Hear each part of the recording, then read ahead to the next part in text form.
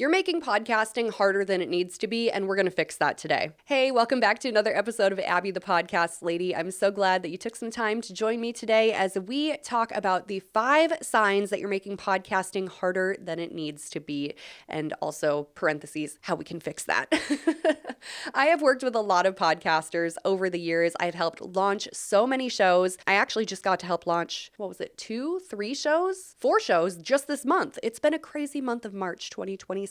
So yeah, I am very familiar with the podcasting process. I produce 10 shows on a weekly basis. I'm elbows deep in this, and I know when people are making it harder than it needs to be, and I have ways that we can fix that. So let's not waste any time. Let's just get right into it. The number one sign that you're making podcasting harder than it needs to be is that you're trying to make every episode perfect. Here's the thing about podcasting. You can edit the show.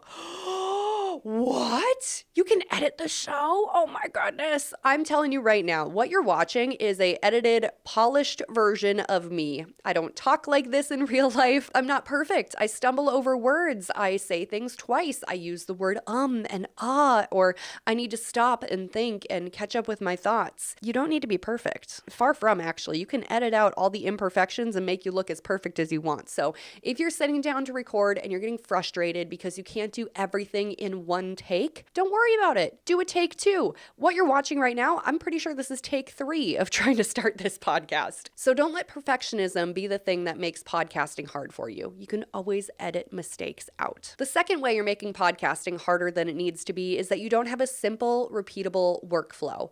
I would not be able to run my business and produce 10 shows a week if I did not have a system in place for each and every one of them. Are the systems the same for each and every one of them? No, they're different. Everyone has different needs and wants and deliverables associated with their shows. But if it wasn't for the systems in place to make sure all of those deliverables are met, no one would have a show with me. That's just plain and simple truth right there.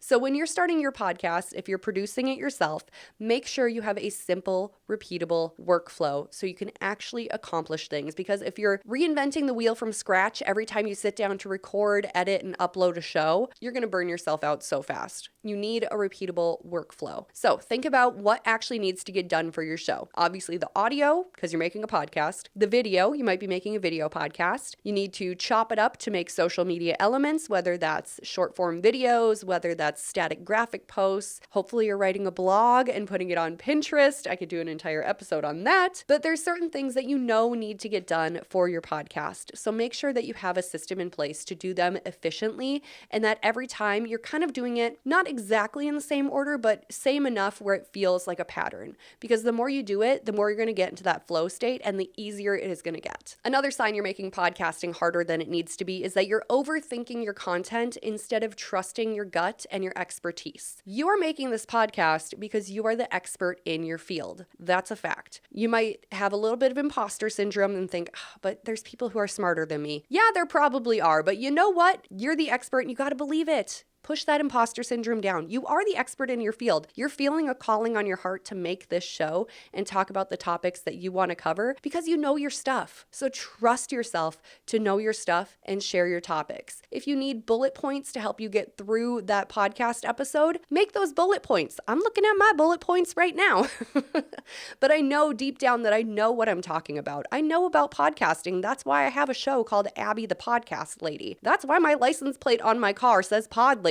I am the pod lady. I know what I'm talking about, so I just need to trust my expertise. This is advice that I need to tell myself. It's never going to fully go away if you have any bit of imposter syndrome, but just know you're the expert in your field and you know what you're talking about, so trust yourself to share that information with the world. The fourth way you're making podcasting harder than it needs to be is that you're comparing your beginning to someone else's polished, finished product. Now, if you're sitting down for the first time, opening up your webcam or propping up your cell phone to record, and you're comparing that to Dax Shepard's Armchair Expert, where he has a 3 or 4 camera setup in his garage and professional gear and all the funding in the world from Wondery, yeah, you're going to feel bad about that, and you're going to make podcasting harder than it needs to be. But in all reality, you don't need to worry about that.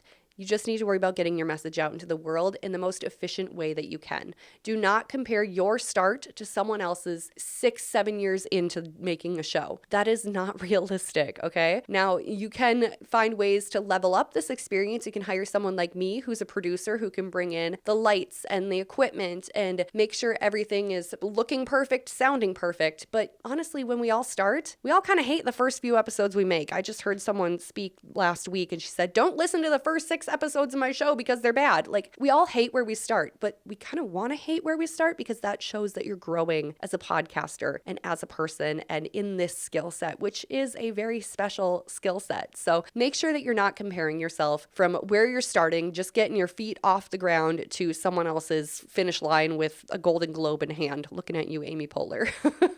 So that's a way you're making podcasting harder. Try not to play the comparison game. And the last way you're making podcasting harder than it needs to be is that you're making your podcast bigger than the season that it's in. This kind of goes along with the number 4 reason of comparing yourself to someone else's finish line. How much work are you putting into your show on a weekly basis, and are you actually seeing any results from it? Are you doing too much is the question. Are you trying to be on every single platform? Are you trying to make a full-blown video version of your podcast when you don't know a thing about video editing? Are you trying to create multiple shows a week when you really don't have the capacity for more than one? Are you trying to take clips and put them on Instagram and YouTube and Pinterest and LinkedIn and every single place that you can find? You might be doing too much, and that's going to make podcasting feel really hard and impossible. But if you take everything you're doing, just say, okay, for the next month and a half, I'm just going to focus on making my show, putting out 1 audio show a week. I'm going to make sure that I post twice about it a week on just one platform. Maybe you have the biggest following on Instagram, so you're going to focus on Instagram. Or maybe you have a great email list. You're going to make sure it gets in the email list for every email you send out for the next month and a half. Focus on a couple of little things. You might be making your podcast way more complicated than it actually needs to be. So what I want you to do is I want you to take a big deep breath